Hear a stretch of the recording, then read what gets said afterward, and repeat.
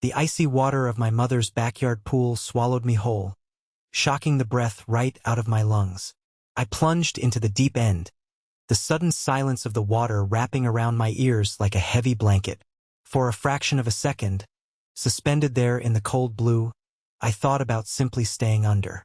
I thought about letting the water muffle the sounds of the people above me, the people who shared my blood but had never once treated me like family.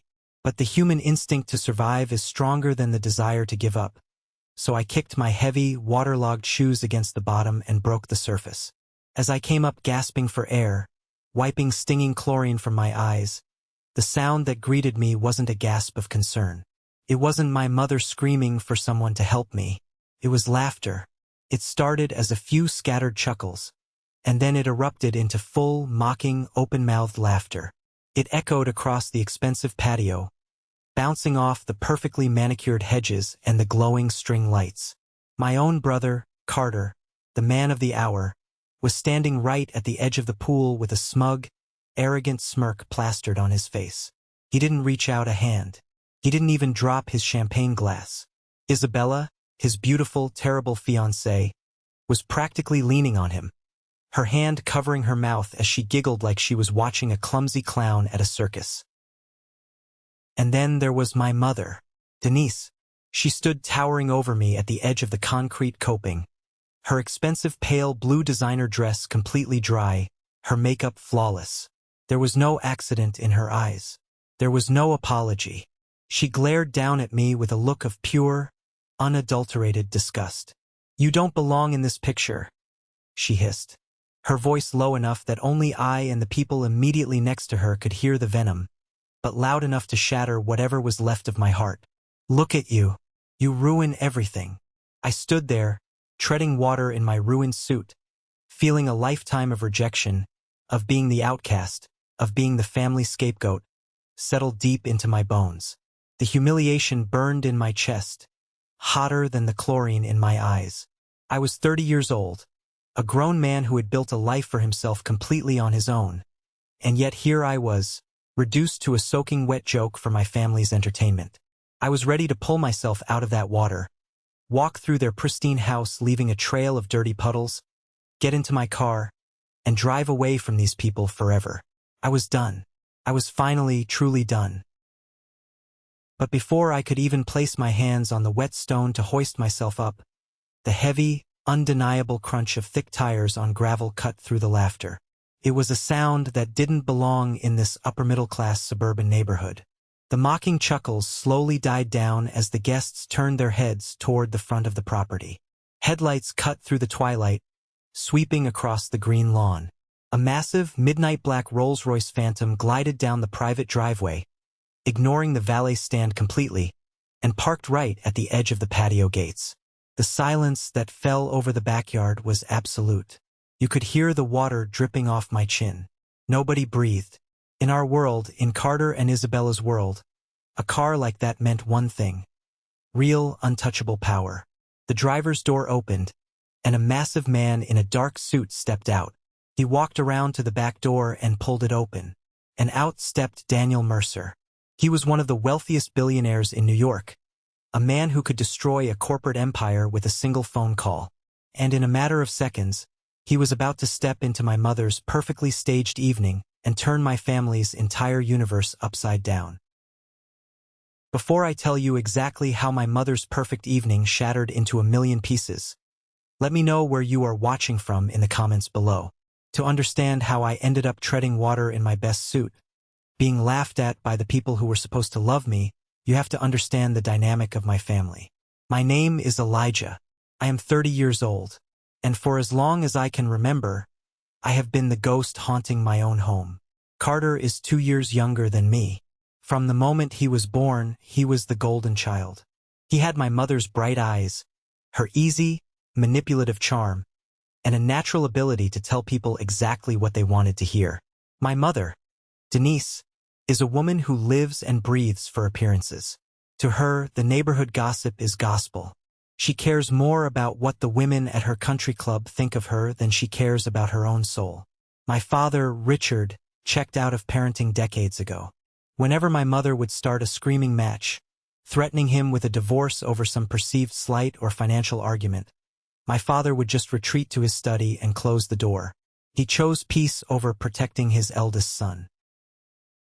Because I was quiet, because I liked reading more than playing golf, and because I saw right through my mother's superficial facade, I became the enemy. I was the stain on her perfect white rug. The hardest part of growing up as the unfavored child is that you never really stop hoping they will wake up one day and love you. You keep trying to earn a seat at a table where your chair has already been permanently removed. I remember the exact moment the final nail was driven into the coffin of my childhood. It was the spring of my senior year of high school. I had been working 3 part-time jobs, flipping burgers, mowing lawns, and stocking grocery shelves, just to buy a beat-up used Honda. I walked into our kitchen one afternoon to find my mother sitting at the island, handing Carter a thick manila envelope. Carter was grinning from ear to ear. I asked what it was. My mother looked at me, completely deadpan, and told me she was giving Carter the entire college fund that my grandfather had left for both of us. "Carter needs it more, Elijah," she said, taking a sip of her coffee like she was discussing the weather. "He's going to a prestigious private university. He needs to network with the right people. You're just going to the state college. You're smart. You'll figure out the loans.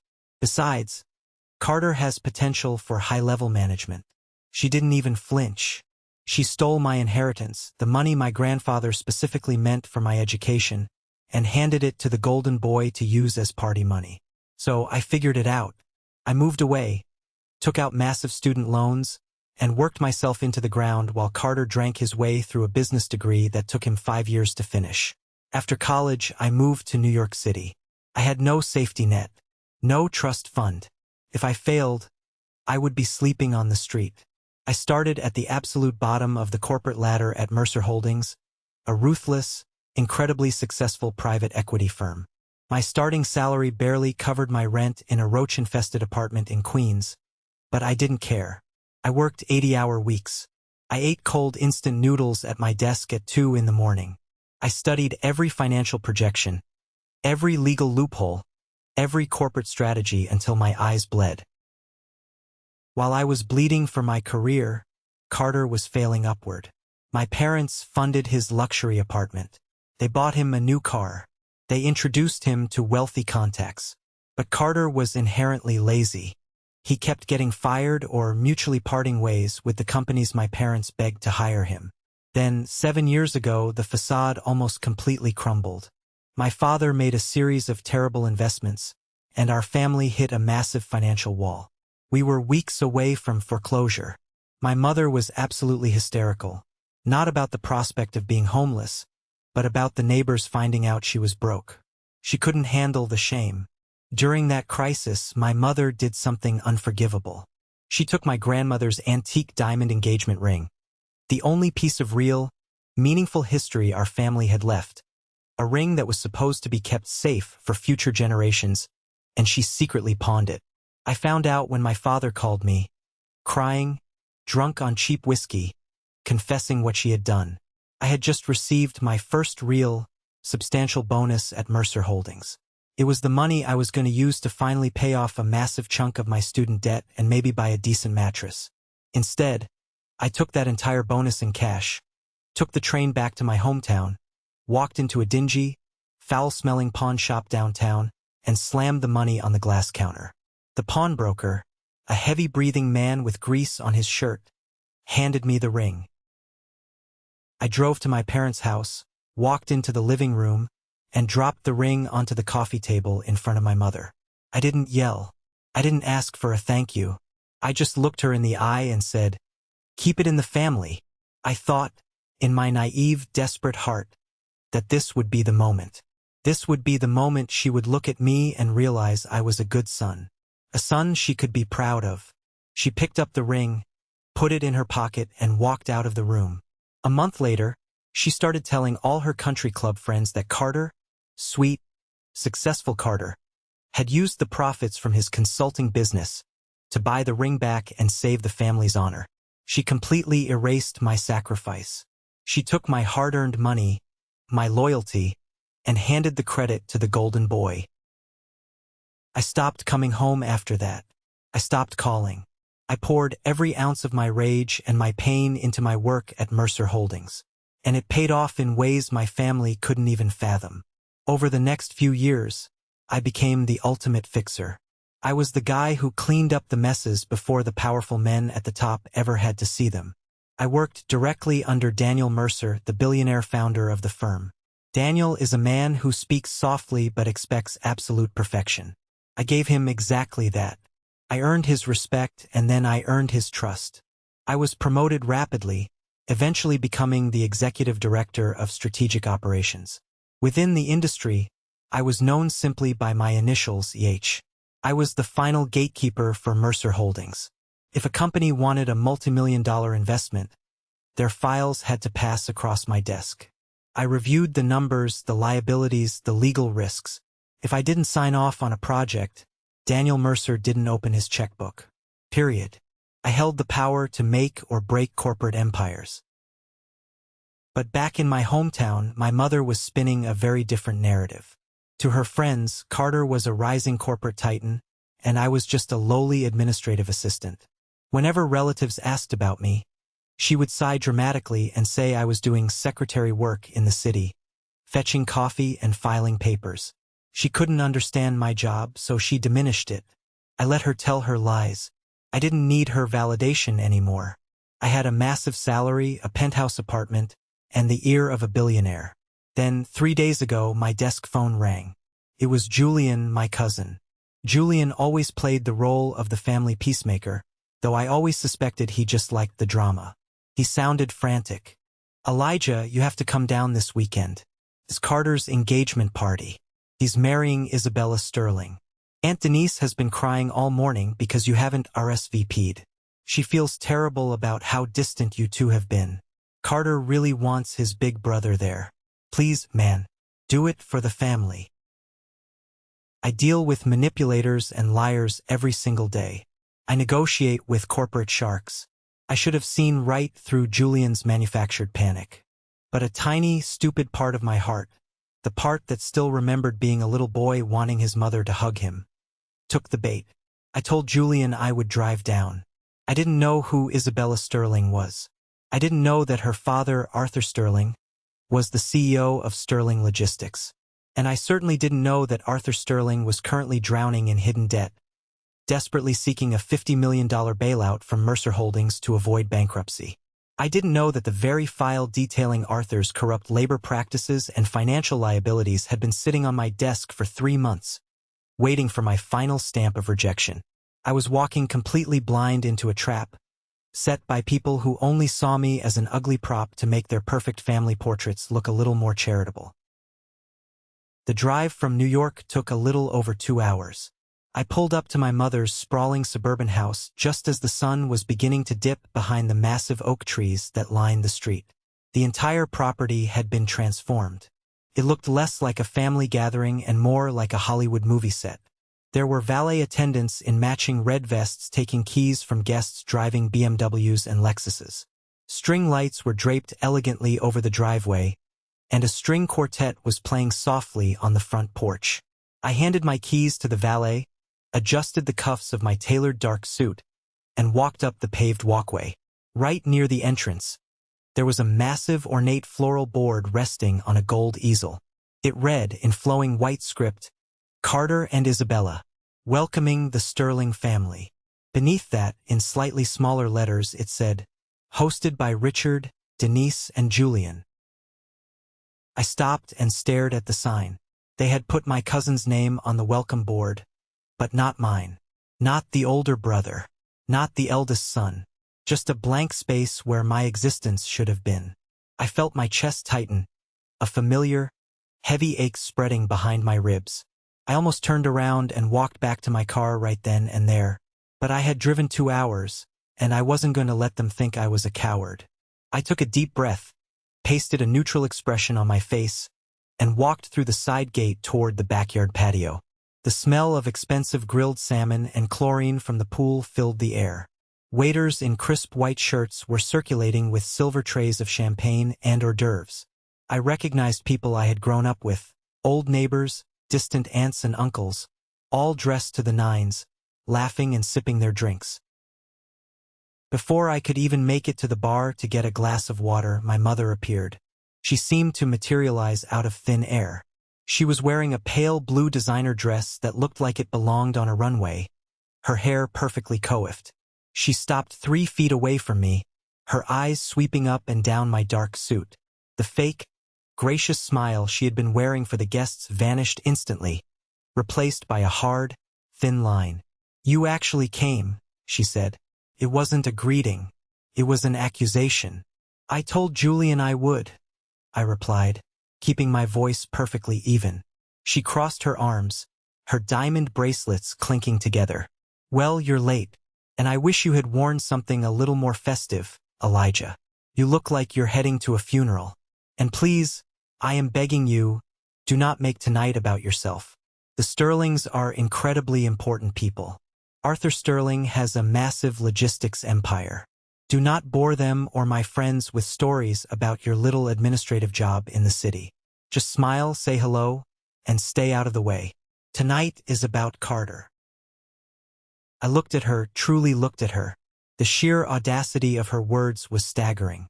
I ran the strategic operations for a firm that could buy Arthur Sterling's company and sell it for parts before lunch.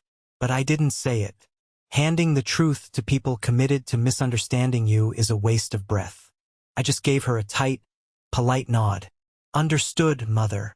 I walked past her and headed toward the dining area to find my seat. There was a long, breathtakingly beautiful head table set up beneath a white canopy. It was decorated with cascading white roses, crystal wine glasses, and silver plates. I saw the beautifully printed name cards.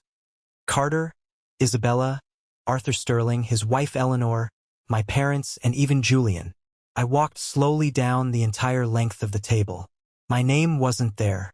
A hot flush of humiliation crept up my neck. I looked around the yard and finally spotted my name card. It had been placed on a tiny, wobbly, round cocktail table in the far corner of the yard, half hidden behind a massive potted hedge. It was situated right next to the stone pathway where the catering staff was carrying dirty dishes back to the kitchen. I was 30 years old, a grown man who commanded boardrooms in Manhattan, and they had banished me to the kids' table next to the trash. Just as I reached my little table, Julian walked past, holding a glass of scotch. He stopped, feigning surprise, and put on a look of deep, fake pity. "Oh, man," Julian said, shaking his head. "Elijah, I'm so sorry. I think Carter wanted the main table to look balanced for the photographs. You know how Isabella is about aesthetics. They needed an even number. Don't take it personally, all right? I'm just glad you made it." I stared at Julian. I knew exactly what he was doing. He was playing the middleman, kissing up to my mother and Carter to ensure he stayed in their good graces, probably hoping for a handout. "I'm sure the photographs will be beautiful, Julian," I said coldly. He blinked, unaccustomed to me not taking the bait, and scurried away. I sat down at my isolated table. A few minutes later, an old high school friend of Carter's, a guy named Marcus, strutted by. Marcus had always been a bully, a guy who peaked in high school and now rode Carter's coattails. He leaned over my table with a smug, oily grin. "Hey, Elijah," Marcus sneered. "Still fetching coffee for the big guys in New York? Carter tells me you're basically a glorified assistant these days. Listen, let me know if you need a real job. Carter and I are going to be running a massive operation soon. I'm sure he could find a spot for you in the mailroom. Family takes care of family, right?" I didn't break eye contact. I didn't raise my voice. I just looked at him with the same detached clinical interest I used when reviewing a bankrupt company's assets. "I'm doing just fine, Marcus. Enjoy the free alcohol while it lasts." Marcus scoffed, muttered something under his breath, and walked away. I sat there alone for over an hour, watching my family celebrate a life I was explicitly excluded from. The only person who showed me a shred of human decency was an older man working the catering staff, a chef whose name tag read Thomas. He noticed me sitting alone by the dish return. He quietly walked over, carrying a plate of hot, perfectly cooked steak and a glass of sparkling water with a slice of lemon.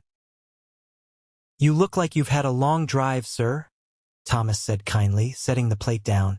"It gets loud out there. Enjoy the quiet." I thanked him genuinely.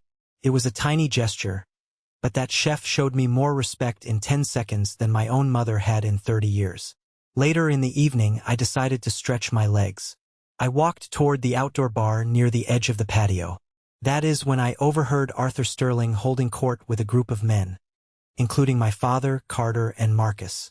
Arthur was a loud, red-faced, barrel-chested man who clearly loved the sound of his own voice. He was holding a thick cigar, laughing loudly at his own jokes. I stood in the shadows near a trellis, out of sight, and listened. "I'm telling you, Richard, this merger is going to put Sterling Logistics on the map globally," Arthur bragged, slapping my father on the back. My father just nodded along meekly. "My future son-in-law here, Carter, is going to step in as the vice president of operations.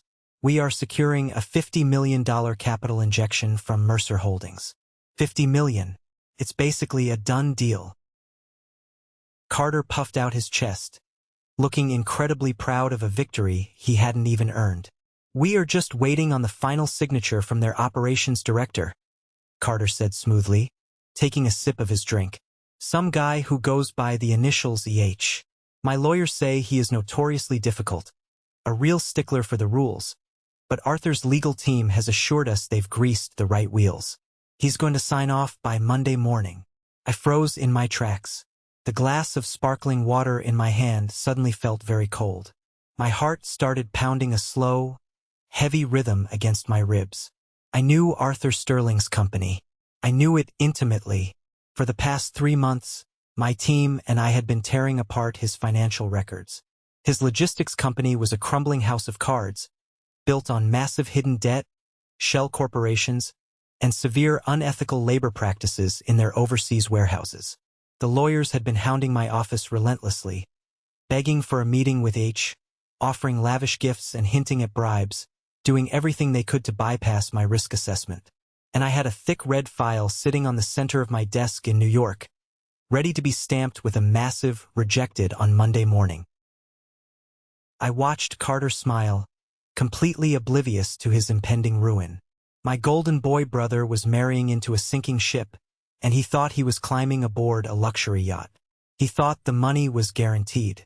He thought Mercer Holdings was going to hand him $50 million to play with. He had absolutely no idea that the man who held the keys to the vault, the terrifying they were all whispering about, was standing 10 feet away, drinking water out of a plastic cup. Carter suddenly turned his head and noticed me standing near the trellis. He whispered something in Arthur's ear, and they both walked over to me. Isabella, poured into a tight, incredibly expensive designer dress, followed closely behind them. As she walked, she raised her left hand to brush her hair back, and the patio lights caught the brilliant flash of a diamond. My grandmother's diamond. The ring I had bought back with my blood and sweat. "Elijah," Carter said, his voice dripping with condescension, "I see you found your little table back there. Listen, Arthur and I were just talking. Once the new capital comes in next week, we are going to be expanding the headquarters. I know you're stuck doing administrative work right now, answering phones and all that, but I could probably talk to the HR department and get you an interview for a low-level management spot. We believe in helping family." Isabella let out a sharp, unpleasant laugh. "Oh, Carter, you are too generous. But we really need people with actual corporate business experience, honey. Elijah might be a bit out of his depth in a real office." I looked at Isabella's sneering face, then at Carter's arrogant smirk, and finally at Arthur Sterling, who was puffing on his cigar like he owned the world. I felt a profound, chilling calm wash over me. The anger, the hurt, the childhood trauma. It all vanished, replaced by cold, hard clarity. I wasn't the victim here. I was the one holding the executioner's axe. "I appreciate the offer, Carter," I said slowly, making sure my voice was perfectly steady, my eyes locking onto his. "But I think you should wait until the Mercer money actually clears the bank before you start handing out charity jobs." Arthur Sterling frowned, pulling the cigar from his mouth. He looked at me like I was a bug on his shoe. The money is secure, young man. You don't know the first thing about high-level corporate finance. Stick to making copies. I just smiled a small, tight, genuine smile. We'll see. I turned and walked away, heading back toward the main patio as the sky turned pitch black. The air felt heavy, thick with the promise of a storm. The final act of this miserable family play was about to begin, and for the first time in my life, I knew exactly how I was going to rewrite the ending. The party naturally gravitated toward the edge of the large, illuminated swimming pool as the time for speeches approached. Waiters expertly navigated through the crowd, handing out fresh crystal flutes of champagne. I stood near the back, leaning against a cool stone pillar, watching the spectacle unfold. My mother, Denise, stepped up to a small microphone they had set up near the water's edge. She tapped a silver spoon against her glass, demanding the absolute attention of every guest in the yard. She looked radiant, playing the role of the perfect, loving matriarch with terrifying precision. Family, my mother began, her voice trembling with perfectly practiced emotion. Family is knowing who belongs in your life and protecting what matters most. She paused, letting the guests murmur in agreement. When I look at my son Carter and his beautiful Isabella, I see the future. I see success, I see beauty, and most importantly, I see a legacy. Richard and I have always raised Carter to understand the value of hard work, loyalty, and tradition. And seeing him give Isabella my dear mother's antique diamond ring, well, it just proves that he is a man who honors our history, a man who sacrifices for the people he loves. I felt my jaw clench so tightly I thought my teeth would crack. A vein throbbed in my temple. She was standing there, in front of 100 people, taking the ultimate sacrifice I had made, the money I had bled for, the ring I had rescued from a pawn shop, and wrapping it up like a shiny gift for my brother to claim as his own. I looked across the crowd and locked eyes with my Aunt Martha. Martha knew the truth. She was the only other person who knew I had bought that ring back.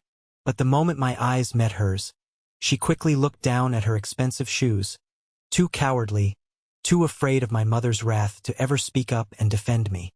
My mother wiped a delicate, fake tear from the corner of her eye, careful not to smudge her makeup. The crowd clapped enthusiastically. Arthur Sterling raised his glass high in the air and shouted, "To the future of Sterling Logistics and the new family." Carter beamed, looking like a king surveying his newly conquered kingdom. Then, the hired photographer stepped forward, clapping his hands loudly to corral the guests. "All right, everyone, beautiful speeches. Now, before we lose the lighting, let's get the immediate family together for some formal portraits right here by the water. I need Richard, Denise, Carter, Isabella, and Arthur right here in the center. Let's make it tight. Everyone smile." People started shuffling around, making room for the VIPs. I took a slow, deep breath, pushed myself off the stone pillar, and began walking toward the group. I didn't want to be in their picture. I hated being near them. Every fiber of my being wanted to walk out the front door. But I was Carter's older brother. I was immediate family. If I didn't walk up there, it would cause whispers among the guests. I was just trying to do the polite thing, to fulfill the bare minimum requirement of my bloodline. As I stepped into the bright, harsh glare of the camera's lighting umbrellas, my mother saw me approaching. Her perfect, glowing smile vanished instantly. Her eyes widened in a sudden, visceral panic. She quickly stepped away from Carter and intercepted me before I could reach the edge of the group. She reached out and grabbed my upper arm. Her manicured fingernails dug painfully through the fabric of my suit jacket, pinching my skin. "What do you think you are doing?" she hissed under her breath, her face inches from mine. Her breath smelled of champagne and mints. "I am getting in the family photo," I said quietly, keeping my face neutral for the guests watching us. "No, you are not," she snapped, her voice trembling with a sudden vicious rage. "You are ruining the aesthetic. Look at your suit. Look at your face, you look miserable. This picture is going to the society pages, Elijah. You don't belong in this picture. You don't belong here. Go sit down at your table." I looked down at her hand, gripping my arm like a vice. In that split second, a montage of my entire life flashed before my eyes. I thought about the stolen college fund. I thought about the lonely holidays spent eating takeout in my cramped apartment. I thought about the antique diamond ring sparkling on Isabella's finger. The years of swallowing my pride, the years of shrinking myself to make them comfortable, the years of accepting their disrespect. It all hit a massive boiling point. The dam broke. For the first time in my 30 years of life, I did not retreat. "I am his brother," I said, my voice rising just enough for the people standing nearby to hear. "I am standing in this photograph. Let go of me," I added, pulling my arm forcefully out of her painful grip. My mother panicked. She saw the photographer looking confused, lowering his camera. She saw Arthur Sterling raising an eyebrow at the commotion. She felt her perfect, rigidly controlled environment slipping through her fingers. In a moment of pure, unhinged desperation to get me out of the frame, to literally erase me from the picture, she lunged forward and shoved me. She didn't just push me away. She planted both of her hands squarely on my chest and shoved with all her body weight. Because I was standing right on the edge of the pool, near the slick, wet stones, my leather dress shoes had absolutely no traction. My arms flailed wildly in the air as my center of gravity shifted backward violently. I saw the dark night sky spin above me. I saw the shocked faces of the guests. And then, the cold, heavy water slammed up to meet me. The impact knocked the wind out of me, plunging me into the silent blue depths. When I finally broke the surface, gasping and wiping the water from my eyes, the sound that greeted me wasn't horror. It was the laughter, Carter's smirk, Isabella's giggles, my mother's cold, relieved glare. I placed my hands on the edge of the pool to hoist myself out, the humiliation burning in my chest like a physical fire. But then, the heavy, unmistakable sound of a high-end engine purring cut through the murmurs of the crowd. Headlights swept across the manicured lawn. The massive, black Rolls-Royce Phantom glided down the private driveway, stopping right near the open patio gates. The laughter died in people's throats. Everyone turned to look. The driver's door opened, and a massive man in a dark suit stepped out. He walked around to the back door and pulled it open. And out stepped Daniel Mercer. He was wearing a tailored charcoal suit, his silver hair perfectly combed.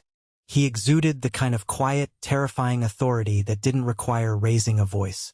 He didn't look at the extravagant decorations. His sharp eyes scanned the crowd, bypassing Arthur Sterling, who was already running toward him like a desperate puppy.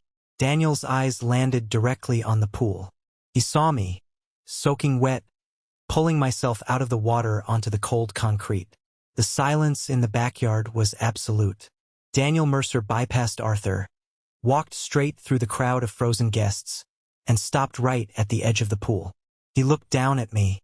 Then he unbuttoned his suit jacket, took it off and held it out to me. "Are you all right, Elijah?" Daniel asked, his voice echoing in the dead quiet of the yard. I took a deep breath, water dripping from my chin, and looked up into the eyes of the billionaire. "I'm fine, Daniel," I said evenly. "Just a little misunderstanding about where I belong." Daniel's eyes narrowed dangerously as he looked slowly at Carter, and then at my mother. "We'll see about that," he said. Daniel Mercer stood at the edge of the pool, his presence commanding the absolute attention of every single person in that sprawling backyard. The laughter that had been directed at me just seconds prior had completely evaporated, replaced by a thick, suffocating silence. He was holding his custom-tailored charcoal suit jacket out to me. The heavy, cold water from my ruined clothes was dripping continuously onto the pristine stone patio, pooling in dark, messy circles around my leather shoes.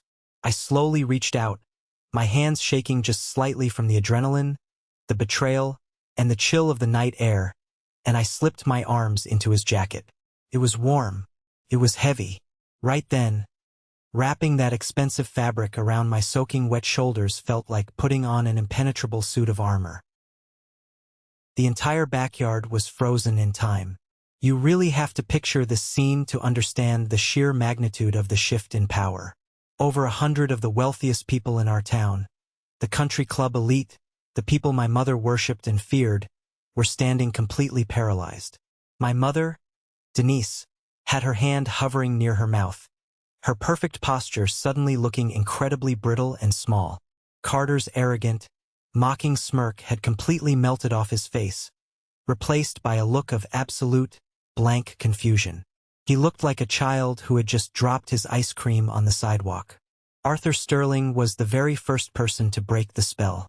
His corporate survival instincts kicked into overdrive. He pushed his way roughly through the crowd of frozen guests. His face flushed an unnatural, panicked shade of red. Sweat was instantly beading on his wide forehead. He practically sprinted toward Daniel Mercer, almost tripping over a decorative planter in his haste. He had his right hand outstretched, completely ignoring the fact that I was standing right next to the billionaire, shivering and dripping wet. "Mr. Mercer! Mr. Mercer, sir!" Arthur shouted, his loud voice cracking with desperate, embarrassing excitement. "I am Arthur Sterling. We have been trying to coordinate a meeting with your office in New York for months now. My lead lawyer has sent dozens of formal requests. I am so unbelievably honored you came to my daughter's engagement party tonight. This is my future son-in-law, Carter. We are the core management team behind Sterling Logistics." Arthur was completely breathless. He looked like a man begging for his life, which, in the high-stakes corporate financial world, he absolutely was. He thought Daniel Mercer was here to bless the marriage and the business merger. He thought he had won the lottery. Daniel Mercer did not reach out to shake his hand. He did not even look at Arthur's face right away.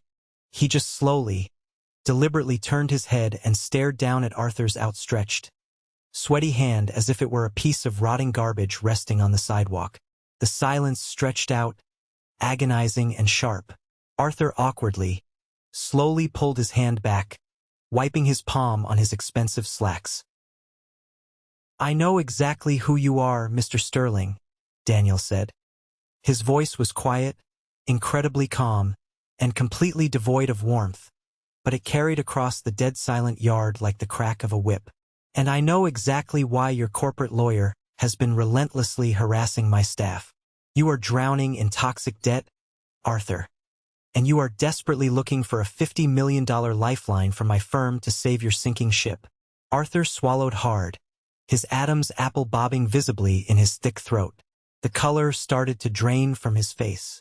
"Sir, I assure you, our financial projections for the next quarter are completely solid. The market is just experiencing a temporary shift. If we could just get a formal meeting with your executive director of strategic operations, the man your office calls EH. If I could just sit down with him for 5 minutes, I can explain the numbers. I can prove our long-term value." Daniel finally looked Arthur directly in the eye. A cold, terrifying, predatory smile touched the corner of the billionaire's mouth. "You do not need to schedule a meeting with him, Arthur," Daniel said smoothly, the absolute authority in his voice leaving no room for argument. "He is standing right in front of you." Arthur blinked heavily. He looked around the yard, his eyes darting back and forth in confusion. He looked at Carter. He looked at my mother. Finally, his eyes slowly dragged back to me. He looked at my wet, plastered hair, my ruined, soaking wet suit, and Daniel Mercer's expensive jacket draped protectively over my shoulders. His brain simply refused to process the information. It defied his entire worldview. "I do not understand," Arthur stammered, his loud, booming voice reduced to a pathetic, breathy whisper. "Elijah," Daniel said, turning his body completely toward me, his tone shifting instantly from disdain for Arthur to one of absolute professional respect for me. "Would you care to explain the current status of the Sterling Logistics investment file to Mr. Sterling?" I took a deliberate step forward. The cold night air hit my wet face, but I had never felt more awake, more intensely alive, in my entire 30 years of existence. I looked directly into Arthur Sterling's terrified, wide eyes. Then I shifted my gaze to my brother, Carter, whose face had drained of all color, making him look like a ghost standing under the patio lights. "The file is dead, Arthur," I said, my voice ringing out clearly, echoing over the surface of the swimming pool. I am the Executive Director of Strategic Operations for Mercer Holdings. And for the past 3 agonizing months, my investigative team and I have been tearing your logistics company apart piece by piece. A collective, audible gasp rippled through the wealthy guests. My mother took a staggering step back, her high heel catching awkwardly on the edge of a paving stone.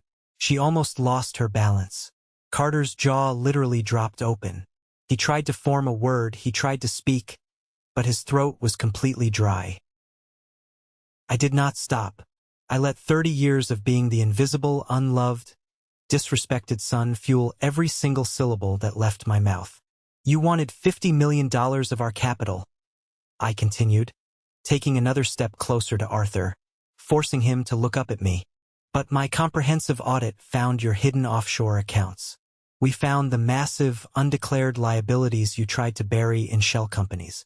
We found the severe, unethical labor practices in your Southeast Asian warehouses that you desperately tried to hide under fake ledger entries. Your entire company is a fraud, Arthur. It is a house of cards waiting for a strong breeze. And I do not throw Mercer Holdings money into a black hole. The deal is rejected. I personally stamped it rejected last Tuesday. Arthur's face went from pale to a sickly, ash-gray color. His heavy chest heaved as he struggled for air, clutching the lapels of his own suit. "No," he whispered, shaking his head frantically. "No, you are a secretary. Carter told me you were an administrative assistant. He told me you fetched coffee and filed papers." I looked at my golden boy brother, who was now physically trembling, his hands shaking at his sides. "Carter says a lot of things to make himself look bigger, Arthur. He also stood here tonight and let my mother tell everyone in this yard that he bought his beautiful fiancée an antique diamond ring with his own hard-earned business profits. That was a lie, too. Carter hasn't earned a single dollar of his own in his entire life." Daniel Mercer stepped forward, standing shoulder to shoulder with me, presenting a united, impenetrable front. "My firm operates on absolute trust, transparency, and integrity, Mr. Sterling," Daniel said to the crowd. "Elijah is my most trusted executive. He holds the keys to my vault. He told me this logistics deal was toxic garbage, and his word is the final law in my building. Furthermore, after personally witnessing the sheer lack of basic human decency displayed by this family in this yard tonight, I would not invest a single dime of my money in anyone associated with them. This is the moment that changes everything, the moment I finally took back control of my life. Thank you so much for your patience and for staying with me until now. You've been amazing. Please give this video a like and comment one below to let me know you've made it this far. Not only does this help more people find this story, but it also lets me know that my experiences truly mean something to someone. Your support is my greatest motivation to keep sharing the rest of this journey. The brutal, uncompromising reality of my words slammed into Arthur Sterling like a physical freight train. He stood there, frozen, as the horrifying truth washed over him. He realized, standing there in front of the entire town, in front of his peers and competitors, that his company was effectively dead. Mercer Holdings was the ultimate gold standard in the private equity world. If we publicly rejected a deal due to fraud and hidden liabilities, no other bank, no other venture capitalist, no other investor in the entire country would ever touch his business. He was completely, irrevocably ruined. Arthur spun around, his eyes blazing with absolute, unhinged fury, and charged directly toward my father and Carter. "You lied to me!" Arthur screamed at the top of his lungs, spit flying from his lips. His fists clenched so tightly at his sides that his knuckles were pure white. "You told me you had an inside connection at Mercer. You told me your brilliant son was going to guarantee the funding for the merger. You set me up with a complete fraud. You tied my family to a sinking ship. Arthur, please, I am begging you. Let's calm down and talk about this inside." My father pleaded, raising his trembling hands, absolutely terrified of the public conflict and the scene it was causing. "We honestly did not know.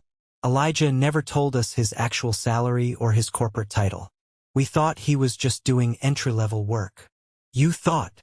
Arthur roared, cutting my father off, his voice echoing off the back of the large house. I am going into bankruptcy. My remaining investors are going to pull out by Monday morning when the news of this rejection hits the financial wire. And you?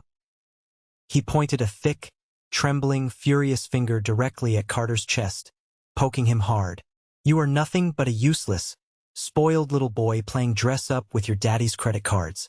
The wedding is completely off. The corporate partnership is dead. You will never see my daughter again. Isabella, standing a few feet away, let out a piercing, dramatic scream that shattered the remaining tension. Dad, no. You cannot do this. The invitations are already sent. The venue is booked. My friends are coming. Arthur grabbed his daughter's arm roughly, pulling her toward him. Take that ring off your finger right now, Isabella. We are leaving this instant. I am not tying my name or my family to these pathetic liars. Isabella looked at Carter. She looked at his pale, terrified, completely pathetic face. He did not say a word to defend her. He did not step forward to protect their relationship. The harsh realization finally dawned on her that Carter had no real money. There was no $50 million deal, and there was absolutely no wealthy, luxurious future waiting for her. With a disgusted, angry sob, she ripped the antique diamond ring off her finger and threw it as hard as she could onto the stone patio. The ring bounced twice, the sharp, distinct sound of precious metal hitting hard stone ringing clearly in the silent yard, before rolling and stopping right near the toe of my wet leather shoes. Arthur and Isabella stormed through the crowd, heading straight for the side gate and the front driveway. Elijah, she cried, her voice cracking with pure, unfiltered desperation. Elijah, please, you cannot do this to us. We are your family. We are your blood. Tell Mr. Mercer you made a terrible mistake. Tell him you will review the file again on Monday. Please do it for your brother. Carter needs this money. Our family needs this connection. I looked down at the ground. I slowly crouched down, the wet fabric of my trousers sticking uncomfortably to my knees, and picked up the antique diamond ring. I rolled the cold metal between my thumb and forefinger, looking at the stone that had caused so much silent, invisible pain in my life. I stood back up, clutching the ring in my palm, and looked my mother dead in the eye. Family? I said, my voice dangerously soft, repeating the word she loved to use as a weapon against me. You stood in front of all these people tonight and praised Carter for buying this ring. You told everyone he sacrificed his own business profits for it. You made him the hero. I turned slightly to face the remaining guests, raising my voice so everyone could clearly hear the unvarnished truth. 7 years ago, when this family was on the verge of losing this exact house, my mother took my grandmother's ring and pawned it just to keep up appearances. I was 23 years old. I had just gotten my first real salary bonus working 80 hours a week in New York. I took that money, went to the pawn shop, and bought it back. I handed it to her to keep our history safe. And she stole that credit just like she stole my college fund to pay for Carter's frat parties. She gave my hard-earned money to the golden boy. I turned back to my mother. She was visibly shaking, her hands covering her mouth, her eyes wide with absolute, undeniable terror as her deepest, ugliest secrets were aired out to the exact people whose opinions she valued most in the world. I reached out, took her trembling hand, pried her stiff fingers open, and pressed the cold diamond ring firmly into her palm. Keep the ring, Mother? I said, my voice completely devoid of any anger or sadness. It was just empty. Consider it my final payment. The debt of my birth is paid in full. I do not owe you anything. I do not owe Carter anything. I am completely, finally done with you. I did not wait for her response. I did not look at my father, who was staring blankly at his shoes, entirely defeated. I did not look at Carter, who was crying silently by the empty, ruined head table. I simply turned my back on all of them. Daniel Mercer placed a firm, reassuring hand on my shoulder. Let's go home, Elijah. You have a massive board meeting on Monday, and I need my best man sharp. We walked together across the lawn. The crowd of wealthy guests literally parted for us like the Red Sea. I climbed into the back of the warm, leather-scented Rolls-Royce. The heavy door shut with a solid, satisfying click, completely cutting off the chaotic, pathetic sounds of the backyard. As the car pulled out of the driveway and onto the main road, heading back toward the city, I did not look back out the window. Not even once. 2 months passed. In the fast-paced, cutthroat corporate world of New York City, 2 months is more than enough time to completely bury a legacy and tear down a fraudulent empire. The fallout from that disastrous night by the pool was absolute, swift, and completely merciless. Arthur Sterling's logistics company officially filed for bankruptcy just 3 weeks later. The news of Mercer Holdings rejecting their funding hit the financial sector hard. Without our bailout to act as a shield, his aggressive creditors swarmed his remaining assets like sharks smelling blood in the water. Arthur spent his days in courtrooms, screaming at a lawyer he could no longer afford to pay. The Grand Society wedding, obviously, remained permanently canceled. I heard through the grapevine that Isabella quickly moved down to Miami and was already engaged to a much older, incredibly wealthy real estate developer. She landed on her feet as people like her always do. My own family's world, however, completely unraveled at the seams. With the Sterling deal dead in the water, Carter lost his phantom vice president job. He had absolutely no income, no real skills, and no salary to speak of. But he was drowning in a mountain of high-interest credit card debt from trying to keep up with Isabella's lavish, demanding lifestyle. My parents had foolishly co-signed the expensive lease on his luxury downtown apartment, and when he inevitably defaulted on the massive monthly payments, the bank came aggressively after them. I heard from a former neighbor that my mother was quietly, desperately selling off her designer bags, her expensive shoes, and her jewelry online just to keep the lights on in that massive, empty suburban house. The wealthy country club friends she had sacrificed my mental health for, the women she had tried to impress by pushing me into a swimming pool, they stopped returning her calls entirely. In their superficial, status-obsessed world, financial ruin is a contagious disease, and my mother was patient zero. She was completely isolated. Then, on a rainy Tuesday afternoon, I received the final piece of the puzzle regarding my family's betrayal. I was sitting in my corner office in Manhattan, reviewing a new tech acquisition, when my personal phone buzzed on the mahogany desk. It was a large audio file sent from my 18-year-old cousin, Chloe. Chloe was the only person in that entire extended family who had ever looked at me with genuine sympathy, though she was always too young and too afraid of my mother's terrifying temper to ever speak up and defend me. The text message attached to the audio file simply read, "Elijah, I thought you should know the absolute truth about the seating chart at the party. I filmed this from the hallway when they didn't know I was there. I am so sorry I didn't say anything sooner. You didn't deserve any of it." I put in my wireless earbuds and hit play. The audio was slightly muffled, clearly taken from a phone hidden in a pocket or behind a door, but the voices were unmistakable. It was my cousin Julian, talking to my mother on the afternoon of the engagement party, hours before I even arrived. "Aunt Denise, seriously, do not worry about Elijah tonight," Julian's voice sneered through my phone speaker. "I already took care of it. I moved his name card to the back cocktail table near the kitchen doors. He won't be in the way of the Sterling family photos. I know you hate having him around when important people are here. He always looks so gloomy and brings the mood down. Listen, Aunt Denise, speaking of the party and helping out, I was wondering if we could talk about that small loan I asked you for, just to tide me over." I stopped the recording. I leaned back in my ergonomic leather chair and let out a sharp, genuine laugh that echoed in my quiet office.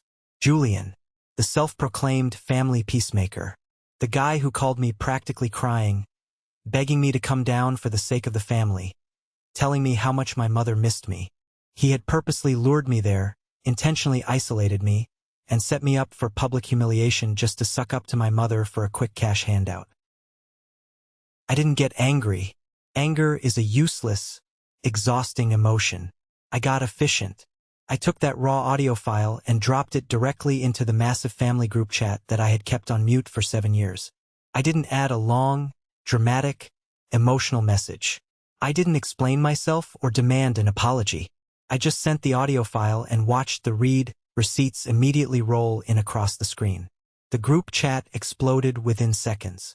Julian tried to send a frantic, poorly spelled excuse claiming it was taken out of context.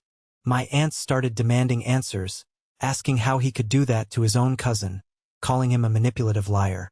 My mother, predictably, went completely cowardly silent. She had nothing left to say. I opened the chat settings, tapped Leave Group, and proceeded to permanently block every single phone number associated with my blood relatives. It felt like taking a deep, fulfilling breath of clean air after being trapped in a dusty, suffocating room for 30 years. It felt like cutting a heavy, rusting iron anchor from around my neck. I was finally free. A sharp knock on my heavy glass office door pulled me out of my thoughts. It was Sarah, my fiercely loyal senior assistant, followed closely by the rest of my strategic operations team. Sarah was holding a small, elegant chocolate cake with a single bright candle burning in the center. Walking quietly behind the team was Daniel Mercer himself, looking remarkably relaxed. Daniel stepped into my office, holding a thick, leather-bound folder. He walked over and placed it firmly on the center of my desk. "The executive board voted this morning, Elijah," Daniel said, his usually stern, unreadable face breaking into a rare, genuine smile. "It was unanimous. Congratulations on the massive promotion. You are officially the new Vice President of Global Strategy for Mercer Holdings. You earned every single piece of this." Sarah handed me a slice of the cake on a small paper plate, beaming with absolute pride. My team clapped enthusiastically.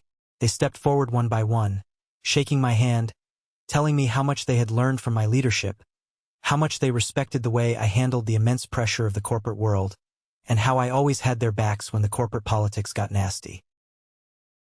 I stood there in my tailored suit, looking around that bright, modern, beautiful room. I looked at these brilliant, hardworking, honest people who valued me for my mind, for my relentless dedication, and for my character. I wasn't an outcast here. I wasn't a disappointment. I wasn't the punchline to a cruel joke. I realized right then and there that shared blood does not automatically make a family. Respect, loyalty, and fighting side by side in the trenches of life. That is what makes a family. I had finally found my true place in the world, and the absolute best part was, I did not have to shrink myself down or apologize for my success to fit into it. Later that same night, I stood completely alone by the massive floor-to-ceiling windows of my penthouse apartment. The city of New York stretched out infinitely below me, a glowing, pulsing grid of endless possibilities. The traffic moved like rivers of yellow and red light far beneath my feet, silent through the thick glass. It was completely quiet up here, peaceful, the kind of peace you only achieve after surviving a war. I pulled my personal phone out of my pocket and opened the settings. Out of morbid curiosity, a desire to close the final chapter of my past, I checked my blocked messages folder. There were dozens of voicemails sitting there in the dark, waiting to be heard. I listened to the first few seconds of a few. There was one from Carter, his voice thick with pathetic tears, desperately apologizing for laughing at me, asking if I could just forgive him and maybe introduce him to some of my corporate contacts, just to get him an entry-level interview somewhere so he wouldn't face eviction. There were several from my mother, leaving long, rambling, hysterical messages about how a mother's love is supposed to be unconditional, about how families need to forgive each other's mistakes, and how she was just under so much intense social stress that night at the pool and didn't mean to push me. She even cried about the inheritance, begging me to remember the good times we supposedly had. She still couldn't admit the absolute truth. She wasn't sorry for how she treated me. She was only sorry because I had power, and because she was facing the brutal consequences of her own vanity. I didn't listen to the rest of the messages. I highlighted the entire folder, selected all the voicemails, and hit delete. Gone. Erased. Permanently removed from my life. For 30 long years, I truly believed that my greatest tragedy in life was not being loved by the people who brought me into this world. I thought I was fundamentally broken because no matter how hard I worked, no matter how much of my salary I sacrificed to fix their mistakes, I couldn't earn their basic approval. But as I stood there, looking out over the incredible city I had conquered with my own 2 hands, I realized the absolute truth. Their rejection wasn't a punishment. It was a brutal, necessary form of protection. It forced me to walk into the fire completely alone, and that fire forged me into titanium. When you finally stop exhausting yourself trying to belong in a room that actively wants you to fail, you realize you have the power and the freedom to go out and build your own castle. Thank you for sticking around and listening to my story. It's not easy opening up about the darkest, most painful parts of your past, but I felt like I really had to share this. Sometimes, the people who are supposed to protect you are the exact ones you have to protect yourself from. I hope this resonated with you in some way. Have you ever found yourself in a similar situation, fighting endlessly for respect from the people who should have given it freely? Let me know down in the comments. And hey, if you made it all the way to the very end of this video, I want you to comment the letter W down below. W stands for winner. That's our secret code. It's the sign to recognize the 1% club, the amazing people who don't just click away when things get deep, the ones who stay for the whole journey. Seeing those W's in the comments lets me know I'm not just speaking into a void. Please don't forget to hit that like button and follow the channel so we can keep sharing these stories together. Until next time, keep fighting for your worth, and never, ever let anyone put you at the back table.